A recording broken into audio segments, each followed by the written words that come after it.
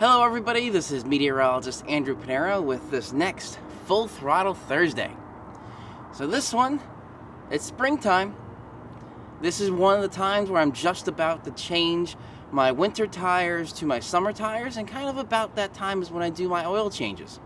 So with this Royal Purple oil that I use, I've had the oil sent to a lab and tested, and I can get easily about 5,000 miles out of it.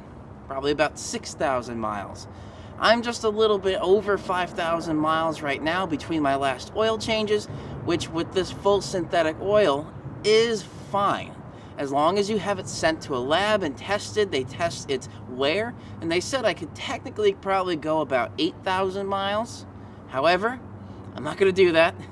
I'm going to stick between 5,000 and 6,000 miles, so I happen to be off today, so I'm changing the oil. Let's have a nice little time lapse where we're going to show the oil change.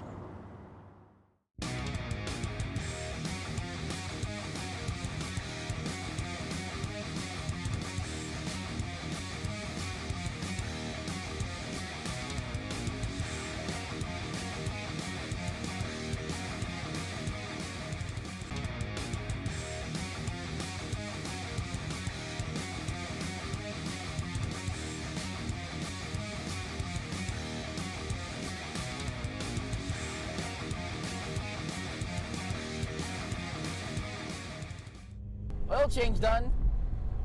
Let's test it.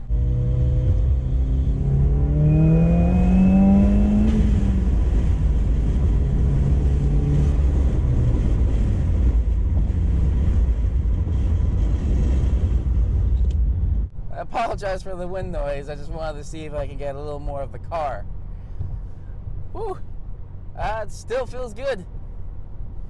Alright, so I hope you enjoyed the little bit of a oil change time lapse. This Full Throttle Thursday is going to be about some of the spring maintenance, things you should be looking for in the spring. One of them is oil changes, tire rotations, changing the tires. So now, again, we're going to explain a little bit of what should be done with some springtime maintenance. Hello, this is a very different background from the last clip in this video. So for this Full Throttle Thursday, we have a couple of things that we actually want to check with the car. So you saw I did the oil change.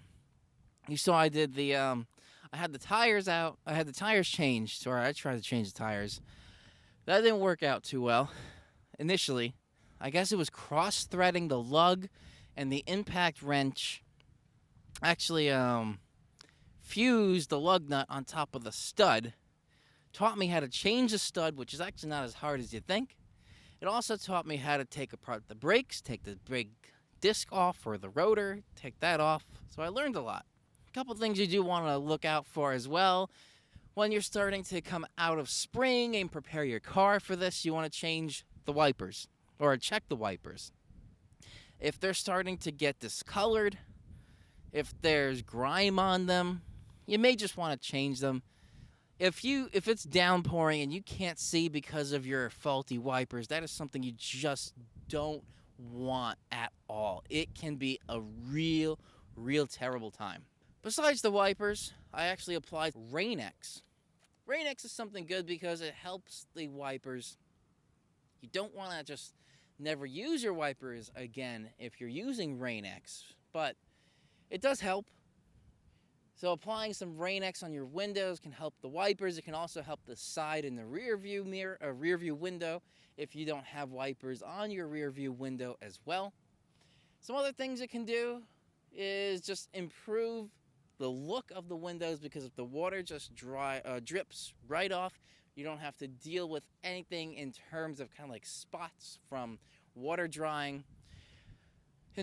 Besides that, we also have tire pressure. I know I talked about the tire change in a couple other videos. You want to talk about tire pressure. You also want to check the tread. Use the penny trick. If you take a penny and you stick it in the tread, if the tread is above Lincoln's head, you're okay. If the tread is lower than Lincoln's head, when you stick the penny in the tread upside down, your tread is actually below the legal requirement, so you have to change your tires to meet the legal requirement for tread wear, or to have for having tread on the tire. So one of the things you might want to do is clean the interior of your car, sometimes the neglected part of your car. So I vacuumed my car. I made sure everything was clean on the inside. You don't necessarily need to use air fresheners. I didn't use an air freshener. So that's something you don't have to use. You can if you like that scent of an air freshener, but just at least vacuuming the car, keeping it clean, keeping the upholstery clean. If you have leather, keeping the leather clean. And the interior of the windows. I talked about putting Rain-X on your car windows. That's on the outside. You don't need it for the inside, but you do want to keep that clean. The inside of my front windshield is dirty, so whenever I get the outside of the windshield clean, it's fine, but when I sit in the driver's seat, it doesn't look good at all.